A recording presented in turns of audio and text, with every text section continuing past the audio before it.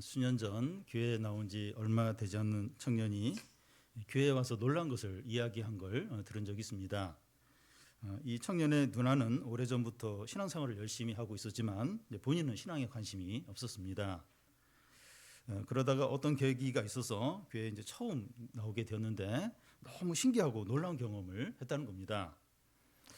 그는 이제 수모임에서 사람들이 자기 얘기를 솔직히 나누는 걸 보면서 놀란 거예요. 그런 속 이야기는 이제 술에 취했을 때 이제 할 수 있는 것인데 맨정신으로 자기 속 이야기를 하는 거 보면 크게 이제 놀랐다는 겁니다. 모든 교회 소모임이 그런 건 아닙니다. 은혜가 있고 성도 간의 신뢰가 있을 때 이제 그럴 수 있는 거죠.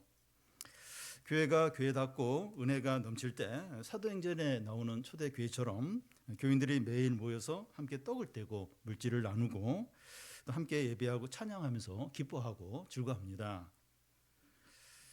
코로나 3년을 보내면서 사람들의 일상생활에 여러 가지 변화가 있었는데 교회 생활도 이제 이렇게 변한 게 있습니다. 교회에 오지 않고 온라인 예배를 드린 사람이 늘었다는 겁니다. 직장에서 이제 회식 문화가 약해진 것처럼 그 성도들의 모임이나 친밀한 교제도 약해졌습니다. 교회로 함께 모여야 할 필요성이 약해진 거죠. 더 극단적으로 교회 무용론을 주장하는 사람들도 더 늘었습니다. 자기는 이제 신앙을 지키기 위해서 교회에 나가지 않겠다고까지 말하는 사람들이 있는 겁니다. 그 이유가 이 목회자에게 실망하고 교인들 사이에 갈등을 겪고 교회 안에서 여러 문제들을 보면 자기 신앙이 오히려 안 좋아진다는 겁니다. 교회가 영적으로 부흥할 때는 사도행전에 나오는 초대 교회와 비슷한 모습을 갖지만 교회가 항상 그럴 수는 없습니다. 교회는 항상 문제가 있고 갈등이 있습니다. 바울이 말씀을 전하고 목회하던 교회 안에서도 문제와 갈등이 있는 것을 우리가 이렇게 성경을 보면 이제 알 수가 있습니다. 이 세상에 있는 모든 교회가 상대적으로 이제 차이가 있을 뿐이지 문제와 갈등은 항상 모든 교회가 가지고 있습니다. 왜냐하면 이 교회를 죄인들이 이제 구성하고 있기 때문에 항상 어려움과 다툼이 있는 거죠. 그런데 예수 그리스도가 자신의 피값으로 사신 곳이 교회이기 때문에 교회는 너무나 소중합니다. 교인들이 다 죄인이기 때문에 다툼과 갈등이 있는데 그래도 이제 모여야 되는 이유가 교인들 각자가 자신의 모습을 보고 변화되고 이제 성숙해질 수 있기 때문입니다. 교회에서 막 이렇게 죄인들이 막 부딪히고 이러면서 자신의 모습을 봐요. 그러면서 하나님의 은혜를 붙들게 되고 회개하게 되고 이렇게 성숙해져 가는 거죠. 이 시간 그 데살로니가 전서의 말씀을 살펴보려고 하는데 이 바울이 데살로니가 교회에 보낸 이 첫 번째 편지가 이제 데살로니가 전서입니다. 이 데살로니가가 어디에 있는가 하면 그 지도를 보면 이 터키 대부분의 영토가 이제 아시아 쪽에 있고 이렇게 바다를 건너면 이제 유럽 대륙이 있는데 그 이스탄불 그 이스탄불도 이제 터키 지역인데 그 이스탄불에서 서쪽으로 이제 좀 더 가면 데살로니가가 있습니다. 바울이 데살로니가를 이제 방문한 때가 제2차 선교 여행 때입니다. 유럽의 첫 성인 빌립보를 거쳐서 이제 데살로니가에 도착하게 되는데 바울은 그곳에 이제 유다 회당에 가서 3주 3번에 걸쳐서 이제 말씀을 이제 전하게 됩니다. 그때 경건한 헬라인 큰 무리와 기부인들이 복음을 이제 듣게 됩니다. 그런 후에 유대인들이 이제 바울 일행을 박해를 하니까 이 바울 일행은 급히 이제 도망을 해서 베랴를 가고 베랴에서 또 이제 아테네로 피하고 그다음에 이제 고린도까지 이제 가게 됩니다. 바울은 데살로니가 성도들을 생각하면 마음이 너무 아픈 거예요. 미안하고 또 걱정이 되는 겁니다. 왜냐하면 3주 정도 이렇게 짧은 기간 말씀을 전하고 급히 도망을 왔기 때문에 그래서 그 데살로니가 성도들을 생각하면 너무 미안하고 마음이 너무나도 이제 아픈 겁니다. 그런데 바울이 고린도에 머물 때 디모데를 통해서 데살로니가 성도들에 대한 소식을 이제 듣게 되는데 믿음에 잘 서 있고 환난 가운데서도 말씀에 따라서 생활하고 있다는 소식을 이제 듣는 겁니다. 데살로니가 전서는 바울이 디모데를 통해서 이 데살로니가 성도들에 대한 소식을 듣고 나서 기쁨과 감격으로 바로 쓴 서신이 이 데살로니가 전서입니다. 우리는 지난 시간에 이제 마가복음 끝부분을 살펴보았는데 우리 주님이 승천하시면서 내가 너희와 세상 끝날까지 함께 할 거니까 또 능력을 줄 거니까 천하 온 천하의 만민들에게 가서 복음을 전하라고 이제 했습니다. 그래서 제자들이 온 이제 세계에 흩어져서 복음을 전하는데 그 결과로 이제 교회가 세워진 겁니다. 바울을 통해서도 여러 교회들이 세워졌는데 이 시간 살펴볼 교회가 이제 데살로니가 이제 교회입니다. 예수님이 승천하셨고 다시 세상에 오시게 되는데 그때 주님은 우리를 무엇으로 평가를 하실까요? 주님이 이제 마가복음 승천하세요. 승천하시고 내가 다시 오시겠다 하는데 다시 오실 때 뭘로 우리를 평가를 이제 하겠습니까? 몇 명을 전도했고 교회를 얼마나 잘 섬겼고 물론 그것도 이제 볼 것입니다. 그런데 그것보다 더 중요한 걸 이제 보시는데 성도들이 서로 얼마나 사랑했는가 이제 하는 겁니다. 성도들이 서로 사랑하는 것이 당연하고 쉬운 것 같은데 가장 어려울 수 있어요. 가정 안에서 부부가 서로 사랑하고 형제들이 서로 우애하고 부모가 자녀를 사랑하는 것이 당연하고 쉬운 것 같은데 가장 어려울 수 있습니다. 우리 가운데 여기에도 이제 부부들이 계신데 서로 진정으로 사랑하십니까? 우리에게 묻지 마시고 목사님 부부는 서로 사랑하십니까? 이렇게. 우리 가운데 우리 부부는 서로 모든 것을 용납하고 또 소중히 여기고 사랑하고 있습니다. 이렇게 자신 있게 이렇게 말할 수 있는 부부가 많지 않을 수 있습니다. 우리 신혼부부도 있는데 사랑합니까? 아마 신혼부부들은 진짜 확신을 가지고 그럴 수 이제 있는데 한 10년, 20년, 30년 지나면 그 대답하기가 점점 어려워집니다. 부부도 사랑하기 힘든데 성도들끼리 사랑하는 건 쉽지 않습니다. 그래서 칼빈도 마지막 이제 임종을 앞두고 교회 중직자들을 다 불러서 이제 이렇게 부탁을 이제 했는데 서로 사랑하고 하나 되기를 힘쓰라 이렇게 유언을 했습니다. 예수님도 십자가 달리기 전날 밤에 제자들에게 내가 너희를 사랑한 것처럼 서로 사랑하라고 하셨습니다. 우리가 마지막 날 주님 앞에 서게 되는데 주님이 가장 중요하게 보시는 것은 사역이나 업적이나 결과물들이 아니고 서로 사랑했는가, 서로 얼마나 사랑했는가 하는 것을 이제 보실 겁니다. 오늘 말씀은 크게 세 가지를 이제 말씀하는데 첫 번째는 교회 지도자들을 이제 사랑하라는 것이고 두 번째는 이 성도들끼리 사랑하라는 것이고 세 번째는 이 두 가지를 잘 하기 위해서 개인적으로 신앙생활을 어떻게 해야 하느냐 하는 겁니다. 먼저 이 교회 지도자들을 어떻게 사랑해야 하는가 하는 겁니다. 제가 전에 주일에 모이는 이제 장로 모임에 참석을 했는데 이 다룬교에서 오신 지 얼마 안 된 집사님이 이제 계셨습니다. 그분은 이제 전통적인 교회에서 신앙생활을 오래 이제 하신 이제 분인데요. 이제 식사하기 위해서 이제 자리에 앉는데 제가는 바로 옆자리가 이제 비어 있었고 이제 그 집사님이 이제 거기에 이제 앉아야 될 그런 상황이었습니다. 그때 어떻게 목사님 옆에 앉을 수 있냐 하면서 당황해 이제 하는 거예요. 우리 교회 분위기는 그렇지 않잖아요. 그래서 그 집사님이 그 얘기를 이제 하자 이제 다들 이제 이렇게 크게 이제 웃었습니다. 이 목회자를 너무 이제 어려워하는 것도 옳지 않고 그렇다고 목회자와 인간적으로 너무 친한 것도 유익하지 못할 때가 있습니다. 항상 이제 친할 수 없잖아요. 어떤 말이 있는가 하면 친할 때는 목욕탕에 가서 등도 밀어주지만 사이가 좋아지지 않으면 등에 큰 점이 있더라 이러면서 흉을 본다는 겁니다. 목회자와 교인들의 관계는 친밀한 관계 이상으로 신뢰와 존경이 있어야 한다고 생각합니다. 바울은 데살로니가 성도들에게 이 교회 지도자들에게 어떻게 하라고 합니까? 12절 13절을 한 절씩 교독 읽겠습니다. 형제들아 우리가 너희에게 구하노니 너희 가운데서 수고하고 주 안에서 너희를 다스리며 권하는 자들을 너희가 알고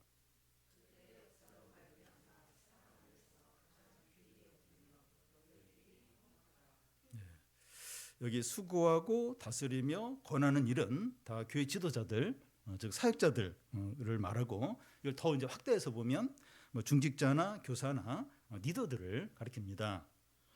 바울은 이 지도자들, 그 사역자들에 대해서 어떻게 하라고 이제 말씀합니까?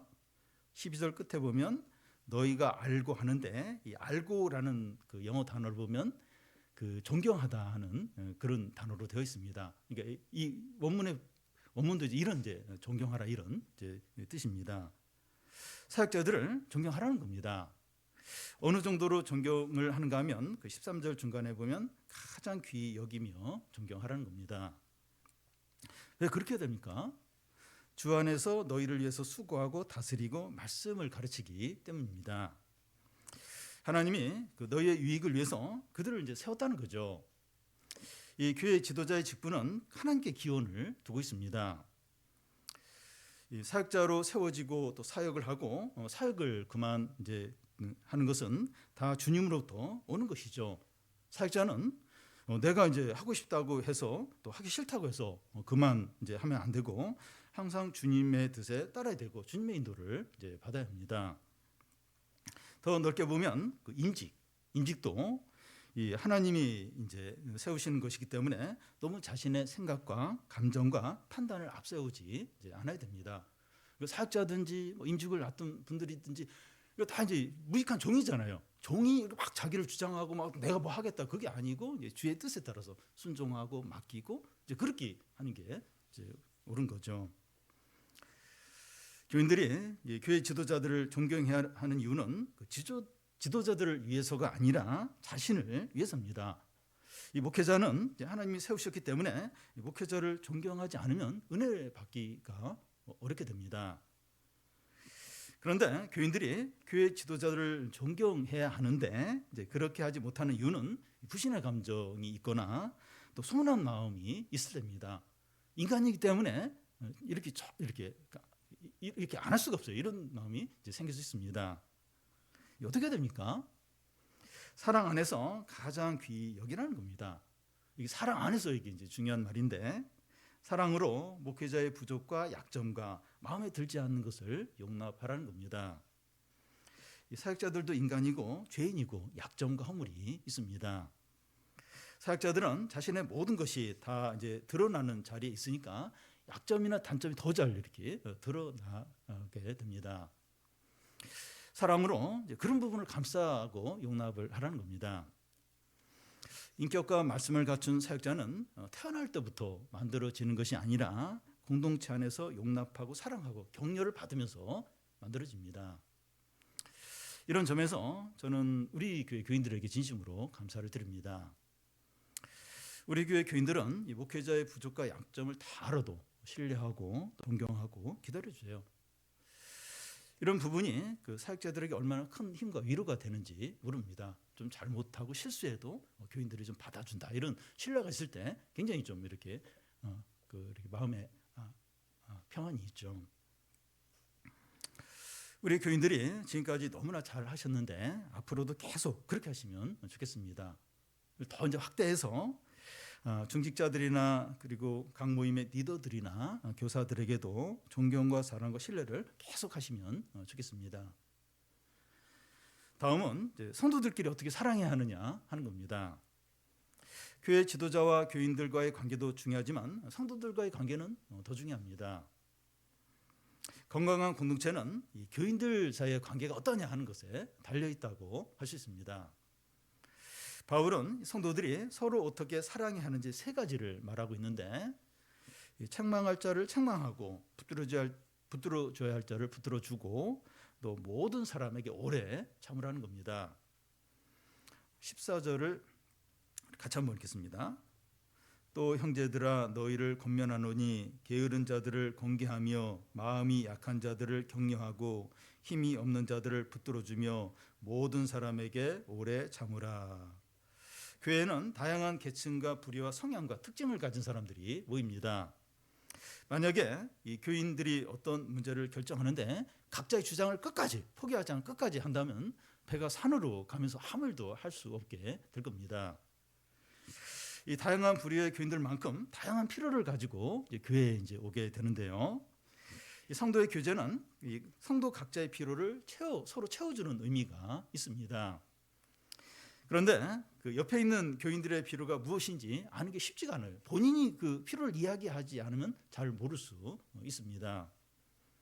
그런데 본인이 직접 필요를 말하지 않더라도 옆에서 필요를 알고 채워줘야 할 것이 있습니다. 이제 그런 것 중에 이제 하나가 이 게으른 자들을 권계하는 겁니다. 학생으로 직장인으로 성도로서 당연히 해야 할 일을 하지 않는 자에 대해서 충고하고, 충고해도 듣지 않으면 책망을 하라는 겁니다. 어린아이도 아니고 초신자도 아니고 말씀을 충분히 이제 아는 사람인데 마땅히 해야 할 일도 하지 않고 경건 생활이나 또 예배도 소홀히 하고 마음이 세상 재미와 욕심에 다 빠져 지낼 때가 있습니다. 이럴 때는 이제 격려해 주는 것이 아니라 잘하고 있다 이렇게 격려해 주는 것이 필요한 것이 아니라 분명하게 권면하고 그래도 듣지 않으면 책망을 하라는 겁니다. 같은 교인들끼리 이렇게 할 필요가 있습니까? 당연히 그렇게 해야 한다는 겁니다. 요즘 이게 어려워요. 프라이버시를 이렇게 침해하는 어떤 이런 걸로 여기기 때문에 이런 얘기를 하는 순간 관계가 악화가 되고 막 이렇게 그럴 수 있습니다. 이 부분이 쉽지가 않아요. 그런데 남에게는 그렇게 못하지만 이 가족이라고 할 때 가족끼리는 하잖아요. 남에게는 그렇게 안 해요. 그냥 모른 체하고 마음으로 막 이렇게 좀 걱정을 하더라도 그렇게 하기가 쉽지 않아요. 가족은 해요. 왜냐하면 가족이니까. 근데 이 믿는 자들은 진정한 가족이죠. 진정한 어떤 친밀함과 신뢰가 있는 가족이죠. 그래서 물론 이제 막 이렇게 정죄하듯이 막 무시하듯이 이렇게 하면 안 되고 지혜롭게 겸손하게 해야 되는데 그런 부분을 이렇게 이야기를 해야 되는 겁니다. 좀 이렇게 지금 잘 이렇게 그렇게 하면 안 될 것 같다. 너 지금 이렇게 지금 이렇게 잘못된 그 삶을 살고 있다. 그거 바꿔야 된다. 이런 얘기를 이제 해야 되는 겁니다. 왜냐하면 가족이니까, 진정 가족이니까 그렇게 해야 됩니다. 이렇게 하는 것이 성도의 교제입니다. 성도의 교제라는 게 그냥 맛있는 거 먹고 같이 막 이렇게 재밌게 하고 그러고 끝나는 게 아니고 이제 이렇게 좀 필요한 어떤 그런 어떤 조언을 하고 권면을 하고 또 진짜 이렇게 잘못된 길을 가고 죄에 빠져 있고 막 신앙에서 너무 멀어져 이럴 때는 좀 책망을 하고 당장은 이제 막 서운해하고 막 그런데 나중에 고맙게 여겨, 진짜 고맙게 여깁니다. 왜냐하면 그 형제 자매에게 꼭 필요한 것을 주었기 때문이죠. 이게 성도의 교제입니다. 성도의 교제 진지한 거죠, 진짜. 그리고 꼭 이제 필요한 거죠. 이 성도들끼리 도와줘야 될 다른 하나는 이 마음이 약한 자를 이제 격려해주고 힘이 없는 자들을 붙들어 주는 겁니다. 게으른 자에서 이제 책망을 할 사람과 마음이 약하여서 격려를 해줄 사람이 바뀌면 안 돼. 이게 바뀌면 안 됩니다. 책망을 이게 게을러서 책망을 받은 사람에게 막 격려해주고 마음이 약한 사람에게 책망하고 이제 그럴 수가 있어요. 그럴 수가 있습니다. 그러니까 이렇게 책망을 받을 사람이 강하면 이렇게 함부로 책망을 못해요. 이렇게 그리고 약한 사람은 또 약하니까 함부로 이제 하기가 쉬워서 이게 바뀔 수가 있는데 이게 바뀌면 이제 안 됩니다. 큰 고난 가운데 있거나 정서적인 어려움이 있거나 또 신앙이 어려서 고난과 위기에 쉽게 넘어가는 사람들이 있습니다. 이런 사람은 이제 고난 가운데서 인내하고 정서적으로 건강해지고 또 이렇게 담대해지도록 자신감을 갖도록 이제 격려가 필요합니다. 우리가 좀 대부분 이런 약한 상태에 있는데 서로 이렇게 사랑하고 위로하고 기도가 얼마나 필요한지 모릅니다. 이제 남자들 어른들이 이제 그 은퇴하거나 또 이렇게 해고가 돼서 구직을 하러 이제 구직 상담을 받게 되는데 그 구직 상담자 앞에서 그렇게 많이 운다 그래요. 각 티슈를 나한테 그게 너무 빨리 떨어진다는 거예요. 남자들이 이제 체면이 있으니까 가족들 앞에서 못 울어요. 못 울고 또 가까운 사람들한테 이렇게 그 자신의 힘든 걸 이렇게 표현을 안 해요. 근데 모르는 사람 앞에서는 이제 막 그 아픔을 그 힘든 마음을 토해내는 겁니다. 그러니까 이렇게 퇴직을 앞둔 그런 남자 청년들뿐만 아니라 많은 사람들이 약해요. 약한 상태에 있습니다. 힘이 없는 상태에 있습니다.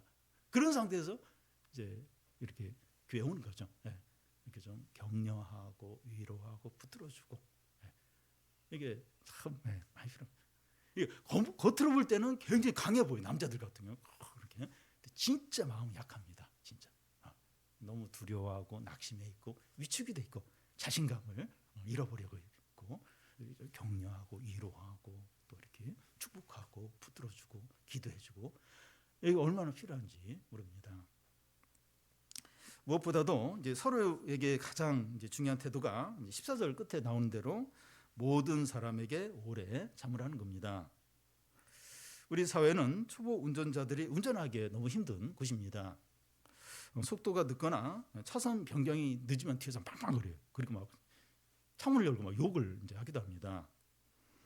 자기들도 처음에는 다 초보 운전자였는데 그것을 다 이제 잊어버린 거죠.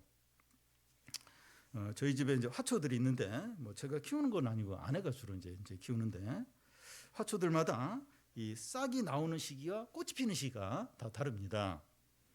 어떤 화초는 잎이 금방 나오고 꽃도 이제 금방 피는데 어떤 화초는 싹이 나오는 데만 몇 개월 걸려요.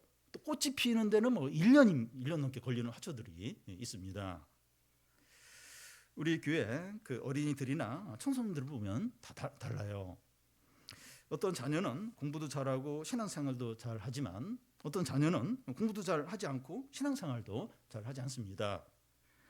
어떤 자녀는 모든 부분에서 잘 성장하는 것 같은데 어떤 자녀는 역성장하고 퇴행하는 것처럼 이제 보이기도 해요. 생명 있는 모든 존재는 다 잘하지만 다 성장을 하지만 사람 눈에는 잘하는 것이 잘 보이지 않을 수 있습니다. 그러니까 생명이 있다면 그게 뭐가 됐든지 뭐 생물이든지 뭐 이렇게 화초든지 자라요. 근데 사람의 눈에는 그게 잘 안 보일 수 있습니다. 시행착오하고 또 방황하고 넘어지면서 이제 성장을 이제 하는 것인데 우리가 생각하는 대로 생각하는 방식대로 이렇게 되지 않으면 망한 것처럼 여기가 쉽습니다. 그러니까 성장이 이게 이렇게 바로 이렇게 상향 곡선을 그리면서 성장을 하는 사람도 있지만 이렇게 막 이렇게 넘어지고 막 뒤로 이렇게 후퇴하고 그러면서 이제 성장을 이제 보통 이제 그게 하는데 이제 우리 방식대로 이제 안 되면 이거 뭐 이게 실패했다, 망했다, 뭐 끝이다 이렇게 생각을 하기가 쉽다는 겁니다. 이 자리에 있는 우리 어른들은 그 어린 자녀들과 비교할 때 지적으로나 생활 태도나 신앙에서 더 좋을 겁니다. 그런데 지금 우리가 된 것은 하루아침에 된 것이 아니라 시간이 많이 걸렸어요. 방황도 하고 실패하면서 오늘 내가 된 것이죠. 우리 주일학교 선생님들 계신데 주일학교 아이들보다 훨씬 믿음도 좋고 생활도 이렇게 반듯하게 하실 겁니다. 근데 많은 이렇게 시행착오 이래 하면서 이제 지금 우리 선생님이 이제 다 되신 거죠. 그와 같이 어린 자녀나 신앙이 약한 사람에 대해서 기다려줘야 돼요. 그들에게도 시간이 많이 필요합니다. 부모는 시간이 없어요. 시간이. 어른들은 시간이 없어요. 어린 자녀나 신앙이 약한 이런 사람 보면 시간이 없어요. 시간이 너무 이제 급합니다. 근데 우리는 이 다른 사람에 대해서 이제 쉽게 이제 불평하고 비난하고 이제 정죄할 때가 많은데 이제 이런 식으로 이제 내가 생각하는 어떤 수준에 못 미치니까 이제 이런 식으로 막 이렇게 불평하고 정죄를 이제 하기가 이제 쉬운 겁니다. 모든 사람에 대해서 오래 참으시 바랍니다. 그러니까 예외를 두면 모든 사람. 그러니까 어떤 사람은 이렇게 참는데 어떤 사람은 못 참아요. 그런데 모든 사람에 대해서 참을 수 있어야 됩니다. 하나님 우리를 얼마나 오래 참으셨는지 기억해야 돼. 기억하셔야 됩니다.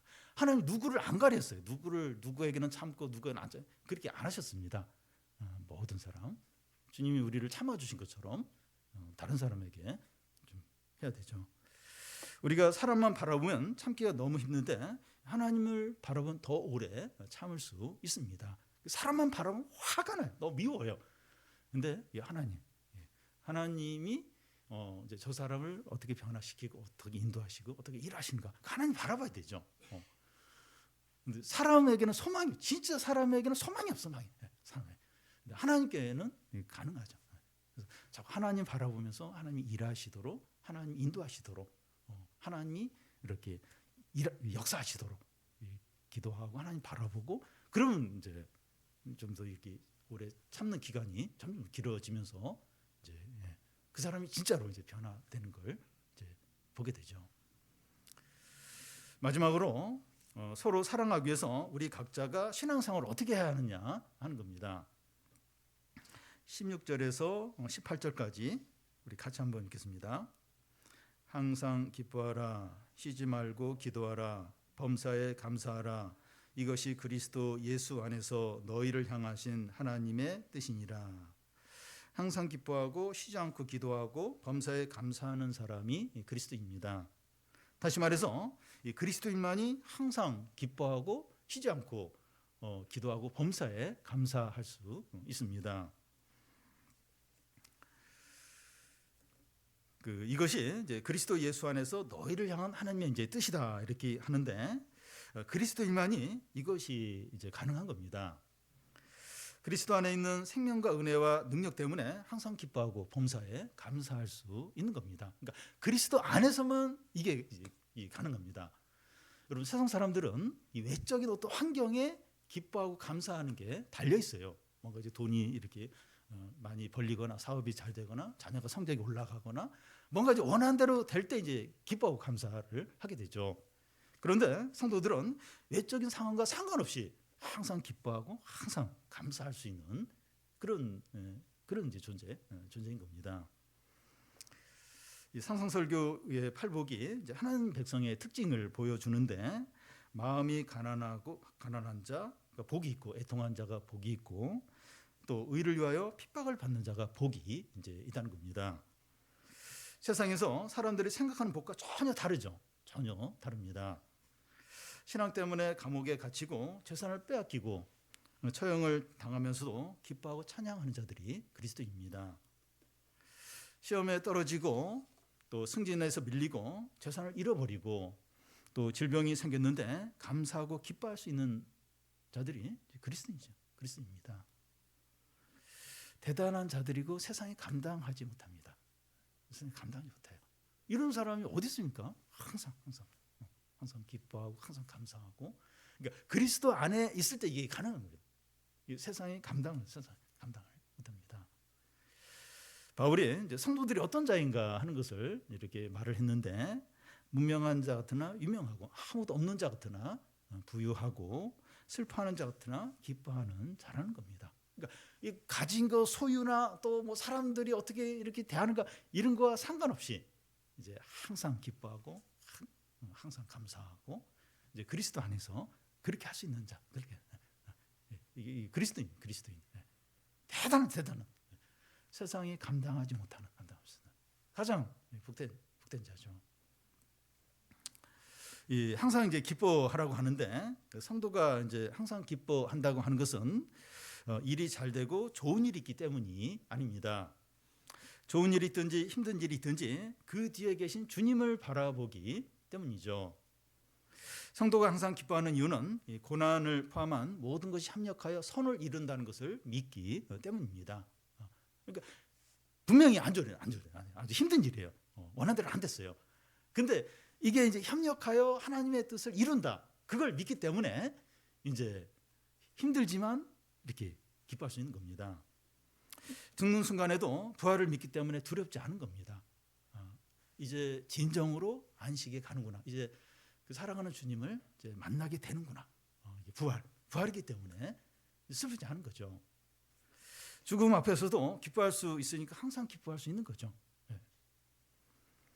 쉬지 말고 기도하라고 하는데 공부도 하지 말고 직장일도 하지 말고 집안일도 하지 말고 24시간 기도하라는 말은 아닙니다.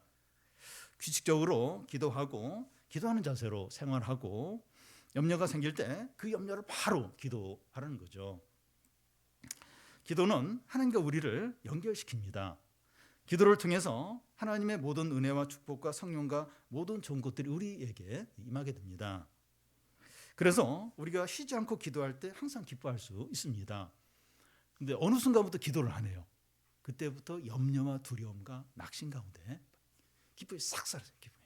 왜냐하면 환경들 여러 어떤 들리는 말들 또 나의 어떤 약함들 부족함들에 이제 딱 그 매개들 그걸 바라보면서 기쁨이 싹 사라지고 은혜도 없게 되고 막 화가 나고 낙심이 되고. 그러니까 쉬지 않고 이렇게 기도하면 힘들지만 막 소망이 생기고 또 이렇게 뭔가 이제 어떤 기대를 갖게 되고 그러면서 이제 이렇게 기쁨이 이제 회복이 되죠. 여기 범사에 감사라고 하는데 우리가 범사에 감사하지 못하는 이유는 욕심이 있기 때문입니다. 우리는 99가지가 있고 한 가지만 없어도 그 한 가지 때문에 불평해요. 한두 가지. 그게 없는데 그것 때문에 이제 힘들어하고 불평을 이제 하게 됩니다. 잘 지내다가도 남과 비교하면서 바로 불평하게 돼요.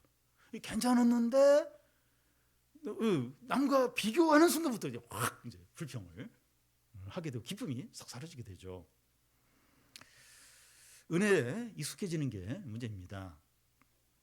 제가 전에 이 감기를 이제 심하게 앓았는데 세 가지를 못했어요.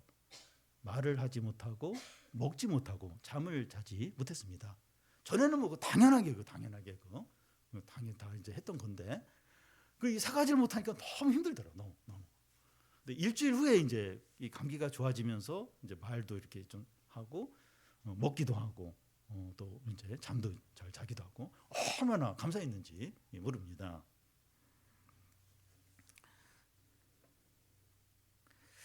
우리는 이제 나이가 들수록 하나씩 이제 잃어버리고 사라지는 것들을 뭔가 이렇게 사라지는 것을 경험하게 됩니다. 건강이나 재산이나 어떤 자리나 인기 등을 잃게 되는데 이제 그럴 때마다 이제 불평을 할 것이 아니라 불평이 나오죠. 불평할 것이 아니라 그동안 은혜로 이런 것들을 누렸구나 하는 것을 생각하고 감사하면 좋겠습니다. 우리는 계속 가져야 되는데 더 많이 가져야 이 생각을 해요. 하나님 다 주신 건데. 근데 이렇게 하나씩 잃어버린 거야. 하나씩 잃어버리고 남에게 넘겨줘야 되고 또 내려와야 되고 그럴 때 그동안 하나님이 이걸 그동안 이렇게 은혜로 누리게 하셨구나. 이걸 새삼 생각하는 거예요. 그러면서 감사하면 좋겠습니다. 왜냐하면 다 이거 놓고 가야 되잖아요. 우리 생명까지도 다 이제 육신의 생명까지도 이제 다 내려놔야 되는데 이제 하나씩 이제 내려놔야 돼요. 그러면서 이거 하나님 그동안 잘 누리게 하셨구나. 새삼 생각을 잃어버리면서 그 생각을 하는 거예요. 몸이 이렇게 아플 때도 왜 몸이 아프고 이렇게 고통스러운가 그렇게 생각할 것이 아니라 결국 이제 몸이 아파요. 그리고 이 육신의 생명까지 이제 이렇게 없어지게 됩니다. 하나님 다 누리게 하신 거죠. 그동안 이렇게 잘 걷고 또 이렇게 잘 먹고 그랬던 게 참 감사하구나. 새삼 새롭게 이제 감사를 이제 하는 거죠. 청년들은 뭐 직장도 없고 돈도 없고 집도 없고 또 애인도 없어서 불평이 나올 수 있어요. 내가 가진 게 뭐가 있냐 이러면서. 근데 그런 가운데 하나님이 조금씩 이제 주셔요. 그리고 조금씩 길을 이제 열어 주시고 감사하는 거죠. 없었는데 하나님 이걸 주시는구나. 또 길을 조금 열어 주시는구나. 그러면서 남과 비교하면서 이게 뭐 이러면서 불평할 게 아니라 감사하는 거죠. 우리는 항상 감사해야 하는 진정한 이유는 우리를 죄에서 구원하여 주셔서 영생을 주시고 하나님의 자녀가 되시고 하나님 나라를 소유하게 하신 겁니다. 우리가 언제나 하나님께 나갈 수 있어요. 하나님을 알고 하나님을 누리게 된 것이 가장 감사할 일입니다. 마지막으로 바울은 이제 기도를 이제 함으로 하나님께 다 모든 걸 이제 맡기고 있습니다. 23절, 24절을 우리 같이 한번 읽겠습니다. 평강의 하나님이 친히 너희를 온전히 거룩하게 하시고 또 너희의 온 영과 혼과 몸이 우리 주 예수 그리스도께서 강림하실 때 흠없게 보존되기를 원하노라. 너희를 부르시는 이는 미쁘시니 그가 또한 이루시리라. 바울은 데살로니가 성도들 위해서 가장 필요한 것을 기도합니다. 그것은 부자가 되거나 출세를 하거나 외적으로 잘 갖추는 것이 아니라 거룩하고 흠이 없게 되도록 기도합니다. 성도들이 거룩하고 흠이 없이 이제 될 수 있는 것은 항상 흰 옷을 입고 다니거나 또 자주 씻는 것을 통해서가 아니라 우리가 방금 살펴본 말씀대로 살아가는 거죠. 살아갈 때 이제 그렇게 될 수 있습니다. 교회 지도자들을 사랑 안에서 존경하고 성도들 사이에서 오래 참고 교인들 각자가 항상 기뻐하고 쉬지 말고 기도하고 범사에 주 안에서 감사하는 거죠. 그런데 우리는 이렇게 사는 것이 불가능하게 여겨질지 모릅니다. 그래서 바울은 이제 하나님께 기도하고 있어요. 어떻게 이렇게 사랑하고 또 이렇게 항상 기뻐할 수 있을까? 그래서 이제 기도를 하는 거죠. 평강의 하나님이 너희를 온전히 거룩하게 하시고 그리스도께서 강림하실 때 흠 없게 보존되기를 기도하는 거죠. 하나님께서 우리를 흠 없는 그리스도의 신부가 되게 해달라고 이제 기도하는 겁니다. 그 기도가 절대 헛되지 않아요. 그 이유가 뭔가 하면 너희를 부르신 이는 미쁘시니 그가 또한 이루시리라. 여기 미쁘다 하는 말은 예쁘다는 말이 아니라 믿을만하다, 신실하다는 뜻입니다. 데살로니가 성도들뿐만 아니라 우리를 부르신 하나님은 믿을만하고 신실하십니다. 하나님은 그 말씀하신 것을 반드시 이루고 우리의 기도에 응답하십니다. 우리가 맡긴 것을 다 이렇게 끝까지 책임을 져주십니다. 현재 우리는 부족하고 허물이 많고 믿음도 약하고 상황도 어려울 수 있습니다. 그렇지만 하나님 우리를 거룩하고 흠이 없게 만드시는데 무엇을 통해서 하신가 하면 이 공동체 안에서 성도들의 교제를 통해서 하십니다. 이 경건서적을 많이 읽고 기도 많이 하고 이런 것으로는 안 돼요. 이렇게 해서 예수님을 믿고 구원은 받을 수 있지만 거룩하고 흠이 없이는 안 됩니다. 아무리 경건서적을 많이 읽고 아무리 기도를 많이 하고 혼자서 그렇게 해도 거룩하고 흠이 없이 이렇게는 안 돼요. 구원은 받을 수 있어요. 근데 여기서 말하는 이렇게 흠이 없고 거룩하게는 안 됩니다. 이거 공동체 안에서만 가능합니다.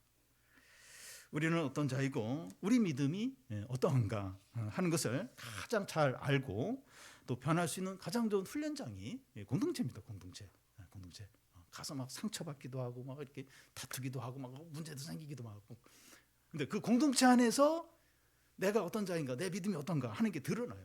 거기서 이제 변화되고 이렇게 성숙할 수 있는 그런 이제 훈련장이 이제 공동체입니다. 우리는 다른 사람의 눈 안에 있는 티끌을 보기 전에 우리 눈 속에 있는 들보, 이 기둥을 먼저 봐야 됩니다. 공동체 안에서 서로 부딪히면서 내가 이렇게 교만한가, 이기적인가, 내 안에 이렇게 분노가 많은가 하는 걸 알게 됩니다. 교회에서도 이제 교회마다 좀 다른데 예배만 드리고 싹 썰물 빠지듯이 빠져나가는 교회, 교제 안 하고 서로 이렇게 어떤 그런 나눔도 하지 않고 그런 교회는 뭐 이렇게 서로 깨어지고 자신의 모습으로 그럴 기회가 없어요. 왜냐하면 안 보니까, 교제 안 하니까. 근데 이렇게 뭐 같이 밥 먹고 같이 모임하고 같이 나누고 뭐 여러 가지만 이러면서 이제 이렇게 뭔가 이렇게 갈등이 생기고 뭐 아픔이 있고 그러면서 내가 이렇게 이기적인가, 이렇게 교만한가, 내 안에 이렇게 분노가 많은가, 내 안에 이렇게 불신앙이 있는가, 그걸 이제 거기서 깨닫게 되는 거예요. 어떻게 해야 됩니까? 회개하게 되고 그리스도 십자가를 바라보고 그리고 서로에 대해서도 막 실망하는 거예요. 참 저런 사람이었나 하면서 그래도 원수를 사랑해야지 이러면서 이제 그 사람을 용납할 수 있도록 기도하고 이제 이러면서 이제 신앙이 이제 함께 자라고 그러면서 이제 이렇게 어떤 하나님의 은혜가 나타나게 되죠. 그래서 좀 이렇게 좀 사람들이 좀 이렇게 착하고 좀 변하고 좀 그러면 내가 좀 사랑할 수 있을 텐데 나도 좀 더 이렇게 신앙생활 잘할 텐데 그게 아니고 이런 가운데서 이제 서로 사랑할 때, 서로 용납하고 사랑할 때 그때 이제 주님은 너희가 서로 사랑할 때 하나님의 자녀임을 알리라. 그러니까 사람들이 그렇게 좀 사랑하는 교인들을 보면서 참 하나님이 살아계시는구나. 그러면서 이렇게 함께 나오고 또 그런 공동체를 통해서 구원을 받게 되는 거죠. 그래서 막 천하만민에게 가서 이제 복음을 전하기 전에 어떤 면에서 우리 교회 안에서 서로 이제 사랑하는 거, 서로 사랑 이걸 해야 돼요. 왜냐하면 누굴 전도해서 데려올 거 아니에요. 근데 이렇게 서로 사랑을 안 하는 거예요. 서로 사랑. 그럼 와서 또 이제 그 사람 더 상처받고 더 이제 신앙에서 멀어질 수밖에 없다는 거죠.